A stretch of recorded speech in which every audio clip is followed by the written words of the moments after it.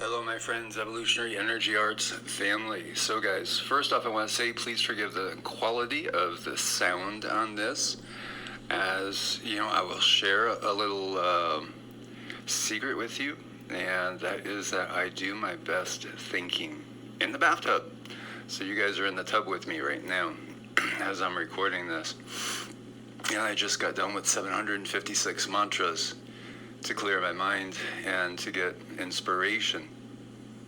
So I wanted to share with you what I believe that the power brokers in this world fear the most. What do they fear the most? What do you guys think? Yes, I know a lot of you guys just got it right off the bat. They fear losing their power. They fear losing their grip. So these beings are megalomaniacs. They are all about the ego, all about the self.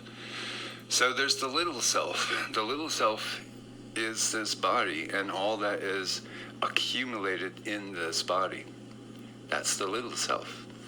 The big self, also referred to as the higher self, or the holy guardian angel, your individual holy guardian angel, is that which takes a body, but is not the body. I have sensed and felt that part of me when I was 5 years old after my brother died.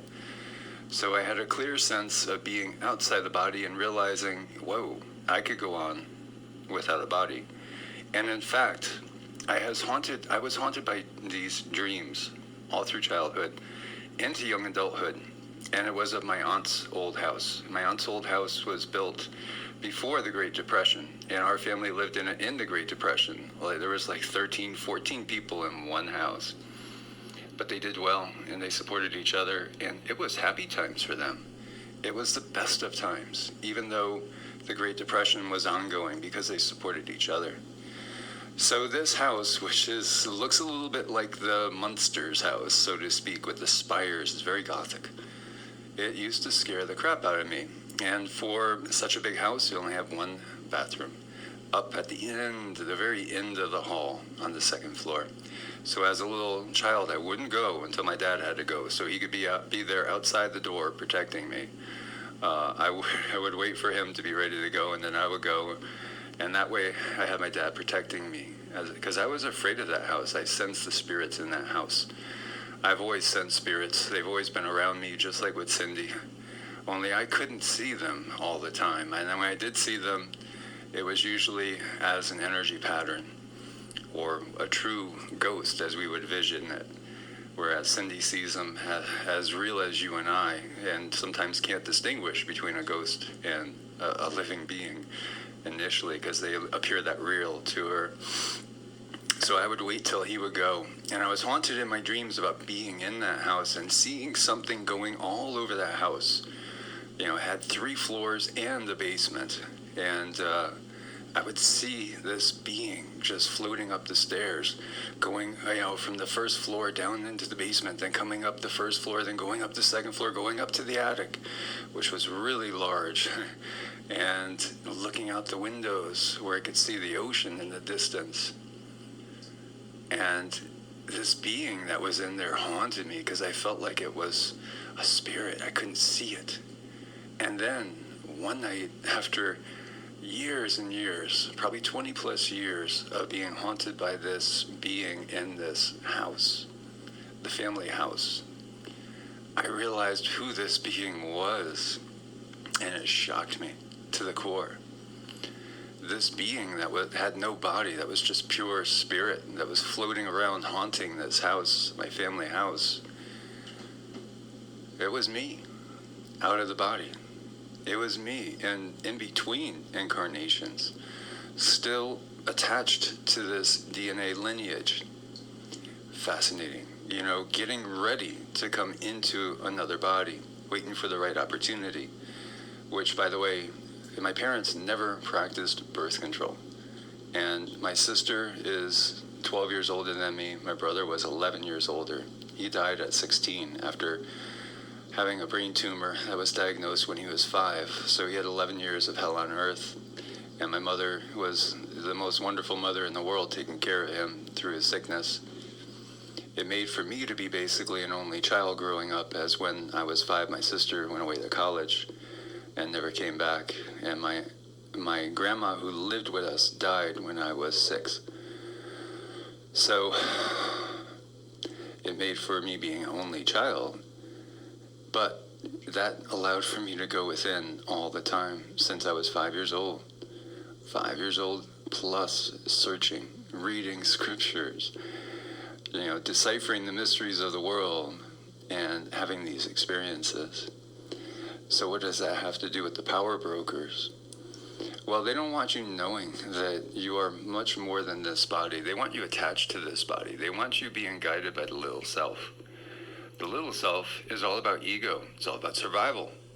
Ego is about survival. It's about keeping this body going. So they will do anything they can to promote fear so that you will stay under their control, concerned with the body. When we realize that we've lived many times, countless times, in many people's situation, it takes away a little bit of their power. It sure does. And when we realize how they control us, then we realize what they fear the most. As we said, they are all about power. That is how they control us. What do they fear? They fear lack of power. What if they were to become insignificant? Oh my God, their egos couldn't handle it. These people wouldn't choose to stay on this plane of existence because they couldn't handle losing their power, their control, and being at the top of the food chain on this planet. They wouldn't be able to handle it. They would leave in droves. They would leave in mass. They would not be able to handle it. What is the most effective way to dispel darkness? It is through love and compassion. It's through understanding the bigger picture. You and I have a body, but we are not this body. We are something so much more powerful than this body. They try to convince us that God is something that lies out there, that we must bow down to God and the will of God, and then they portray themselves as God. It boosts their ego. It allows them control. They tell us that we are born into sin as sinners, in effect born into slavery, as the Sumerian texts tell us. But that's not the case. We are something far more than that. The true creator gods know. And the true creator gods are watching. They're watching right now. They see everything that's going on this planet and on the different realms, because they respect free will. They won't directly interfere. That is why we must ask. We must ask for help from above, but we must also take control for ourselves by stepping out their system. They control us through this Babylonian money magic system. Thus, that is what must go. And they want the current form of it to go so they can put in one that will lock us down even more. We are growing in our power and ability. There are those born now with 3 strands of DNA and more than that. They know this. This is why they shield the sun, because the sun is benevolent and the sun is the life bringer to us. And light is encoded information that your DNA could read. The light coming from the sun is turning on your DNA, and that is why they want you to put sunscreen on. That is why they want you to be out of the sun. That is a part of why they spray, so that the sun's rays don't reach you, so that you are not healed from this disjointed state of being that was done to us by these darker forces.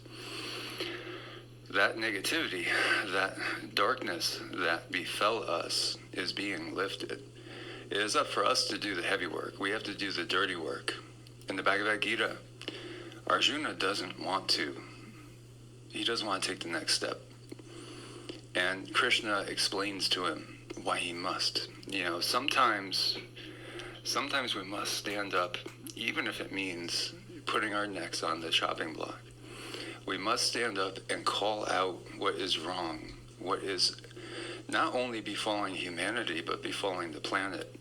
And Mother Earth wants these creatures gone from her as well, and she will shake them off one way or another if we can change the tide before she unleashes the big storms, the big quakes, the big tidal waves, the big earth changes. And once she's forced to undergo a shift, and the poles shift, and there is crustal displacement, and then this evil is washed away. But you know what?